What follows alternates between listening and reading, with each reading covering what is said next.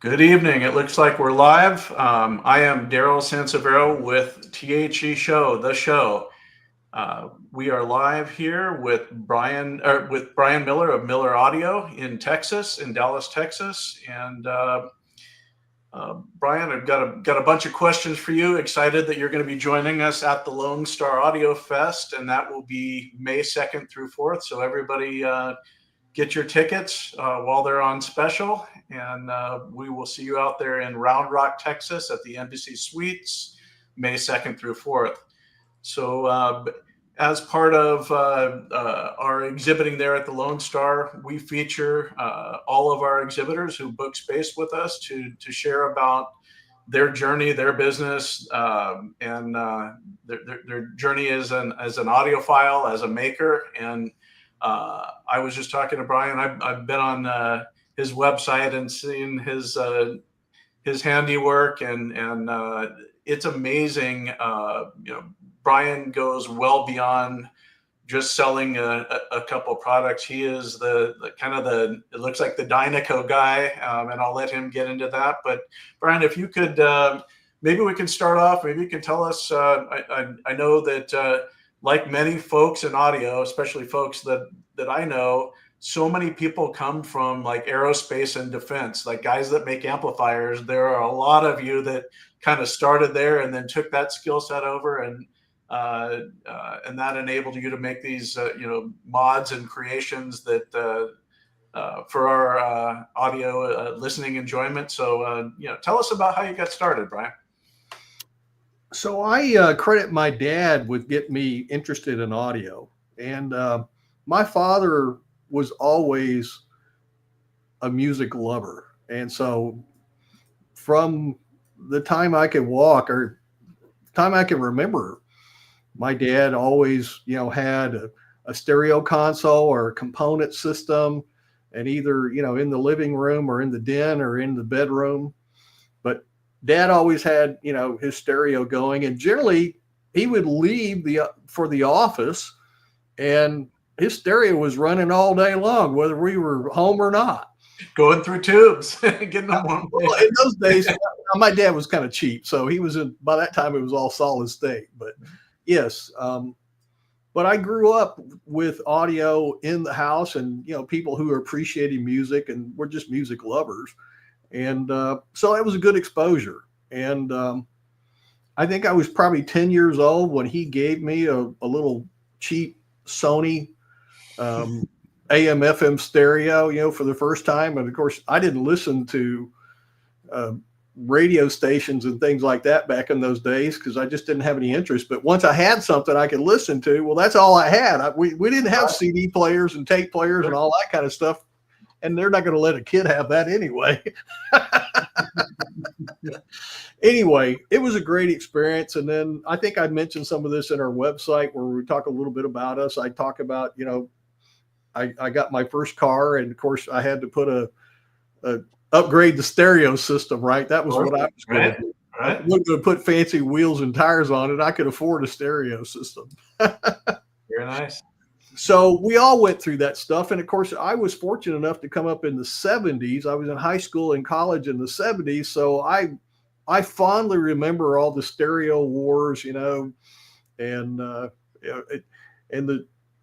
kind of battling out with the roommates in the dorms, with different stereo systems. And of course, then we got run out of the dorms and we go get our own apartment. Now we're blowing ourselves out all the time, right? So it was great. I had a great time.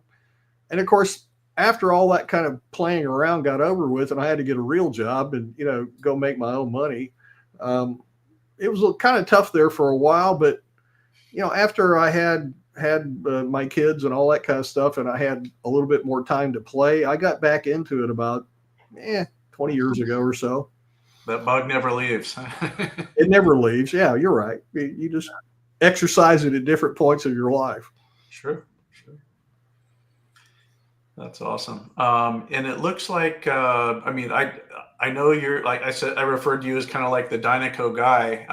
What kind of led you to, it looks like you kind of specialize in certain things. So how did you gravitate toward the Dynaco stuff? What spawned that? That is an interesting story. So I wouldn't say I'm partial to Dynaco, but nice thing, Dynaco they were successful enough, and of course with the ST70, they sold enough of those amplifiers that I don't think in either one of our lifetime we're ever going to see those things expire anytime soon. And I think in another 100 years there'll probably still be plenty of Dynaco ST70s out there. To be honest, sure. I didn't have a particular love for ST70s or Dynaco in particular. I'll be the first one to admit that back in the 70s, when I was getting into audio, I was more familiar with the Japanese brands at that point in time than I was, anything that was made here in the States. And of course, things that were made here in the States, like Fisher and Scott and a lot of that kind of stuff, all went to Japan to be manufactured. But I didn't pay attention to that stuff very much. I was just seeing what was, in my schoolmates' dorm rooms or whatever they had in their apartments. I would see that kind of stuff. But obviously back in the 70s, kind of solid state took over the universe, so to speak. Sure. And so nobody was really paying much attention to tubes back in. And I'll be frank and tell you, I never heard of Dynaco back in the 70s, although that was they were in their heydays, and their heydays maybe were already past them after all their tube success, because I don't really think they had quite as much success with their solid state as they did with tube. Yeah. But I don't have a special love. I didn't have a special love for Dynaco back then. I did now, because it's really just sort of a business decision. If you were going to go out into something and you didn't really know what you were going to do, the first thing you do is kind of survey the market and see what's out there. And obviously, when you look at Dynaco products, man, there are still a lot of Dynaco, out there, even though Dynaco's been out of business now for about 40 years. Yeah. So, but there's still a pretty strong, means of support, from, private companies like ours and other competitors. So it's still a viable market from a upgrade and a support and a repair basis, I was wondering if it was what kind of led you to this, but it just sounds like the bug came back and you were just kind of moving and shaking, and that just was a path that you followed. It was maybe the right place at the right time.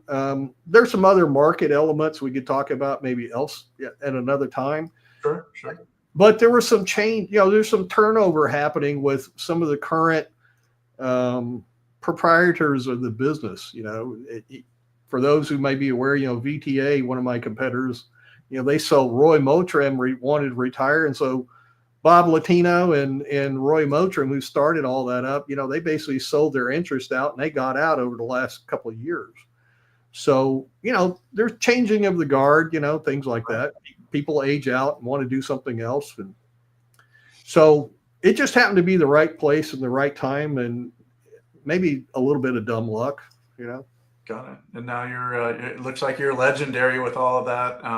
And so you basically took your skills from aerospace and all of that, and said, "Oh, I'm gonna do something with these skills that I really enjoy." I can totally relate. I've been an audiophile since I was 12 and got my first set. I got into car audio, like you mentioned. It was home stereo and all the Pioneer stuff, and then on from there into, hey, I got my first car. I got to put a sound system in here, and then before I know it, I'm 18 and own a car audio shop. And so I got into that too, and that was in the 80s when all the crazy loud stuff was going on, and it was a little bit of overkill. And I'm happy to see that that's continued in the car audio segment. Now you also beyond like you do repair, you kind of do a bit of everything. You're selling the amplifiers and so forth and but also pieces and part. It looks like you've got boards and all kinds of things beyond just the products themselves, the actual completes. That's true. And to back up a little bit and just kind of maybe give a little bit more detail, we started out as a upgrade and repair facility, and that was just on a part-time basis. So to your point, I was working for Raytheon, and I was a full-time, and I just did this on the side. It was more of a hobby. And so, and obviously, the common complaint you hear these days is, hey, there's not many people that know how to work on tube equipment. And so just finding somebody who's willing to look at it, much less work on it, is sometimes a big deal. So I was willing to do repairs when I could, where I could, and I started out doing preamps and other tube pieces. It wasn't just amplifiers. But to your point, I think a career in the defense industry certainly preps you for doing this kind of work. And it's while the products are different, the processes are much the same, right? I've met a lot of amplifier designers, and it's the same thing. Oh, I was in missile guy, like some of the guys that work at some of the largest audio companies. They came from missile guidance systems specifically, and Raytheon and those big companies. And so I see that kind of commonality, how that skill set trend. That's why I asked that, because it seems to be somewhat the only guys that know how to work on and fix this stuff came from that background. Yeah, the funny part is you don't use vacuum tubes in any of that stuff. Right. Go Hopefully figure, not. Right? How does that work? How do you do that?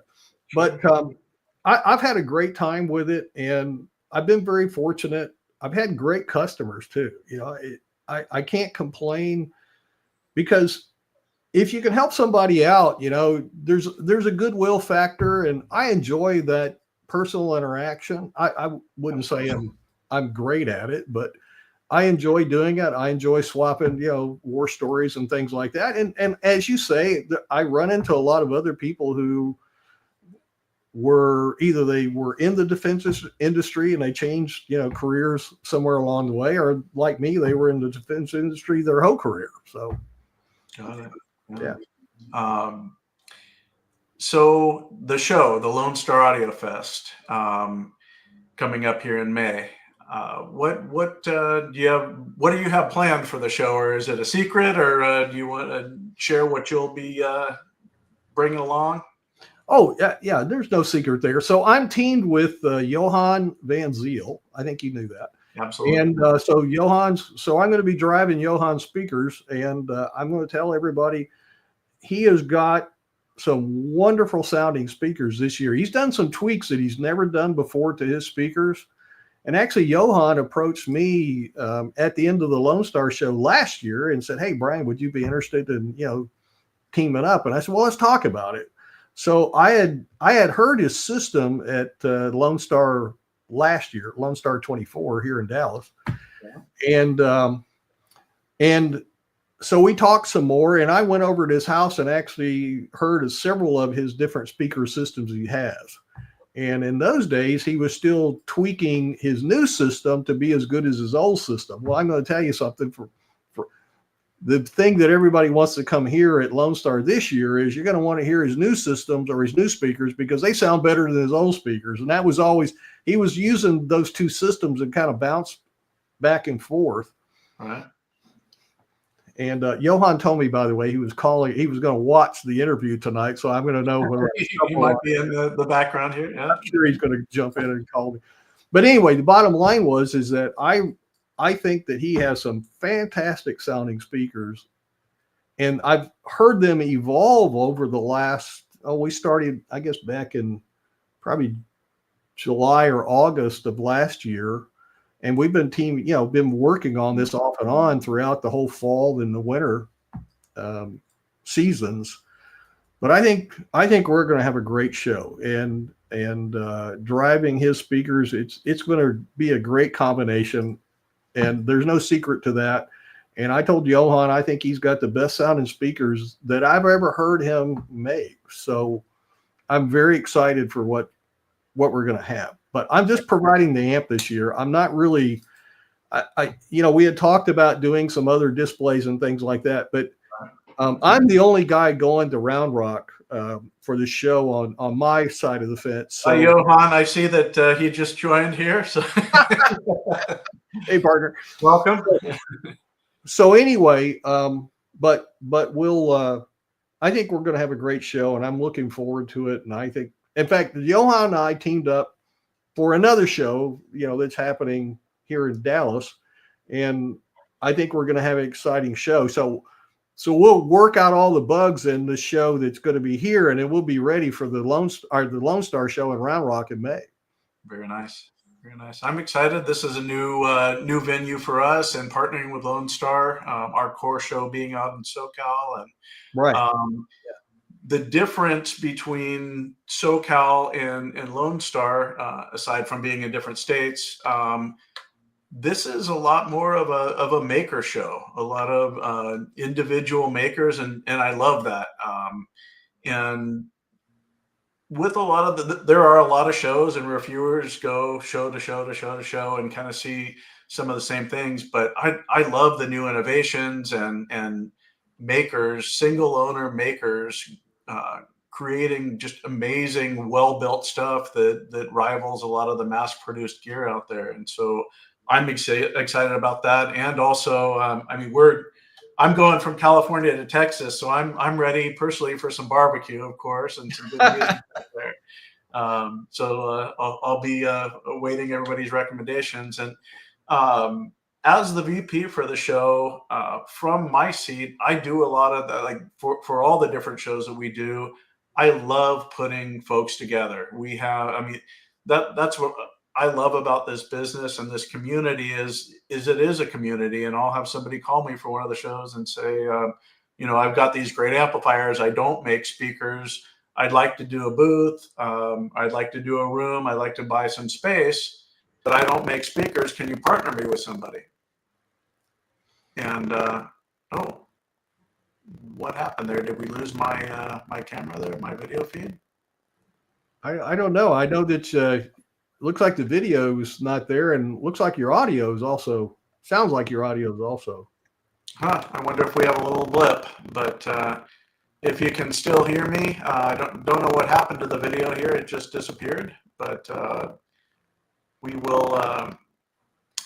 As we were saying about the collaborations, I love putting people together, and it's great that you found Johan and have that synergy, and you know what it sounds like already, and it's not just an experiment to see how it works, but it's great to see those collaborations, and then everybody can split a room and see multiple brands, and then we will also have a marketplace in the across from where you are, where there's tables of everything from vinyl records to tube preamps to you name it. And so we're really excited about bringing our show expertise and helping expand the Lone Star and helping it grow. I know some of the exhibitors started to outgrow the show, and so we hope to really build upon this and keep this growing out there in Texas. So apologies for whatever happened to my video. I don't know what occurred here, but great to talk with you, Bryan, and we are looking forward to seeing everybody. That's May 2nd through 4th at the Embassy Suites in Round Rock, Texas for the show, Lone Star Audiofest. And definitely go take a peek over in Bryan's room, take a listen to Johan Vanzel's speakers on these incredible amplifiers. We look forward to seeing you all. And Bryan, thank you for taking the time with me tonight to share about what you do. Anything else that you'd like to add that we missed that you'd like to cover? I know your website, Miller Audio LLC, is where people can find your great products and the things that you do. Yeah, thank you for having me, and I've enjoyed the conversation, and would welcome everybody to be sure and stop by the Miller Audio and Van Zyl Audio showroom in Round Rock. Excellent. And for tickets, you can go. Everybody listening can go to www.theshownow.com to purchase your Lone Star and SoCal tickets, and we hope to see everybody May 2nd through 4th. Out there in Round Rock, Texas. Bryan, it's been a pleasure. Thank you again. Sorry about the video blip. Don't know what happened there, but great talking with you, and hope you have a great rest of the night, and I will see you in person in May. Sure. Look forward to it. Thanks for watching. All right. Take care. Thank you. Good night. Good night.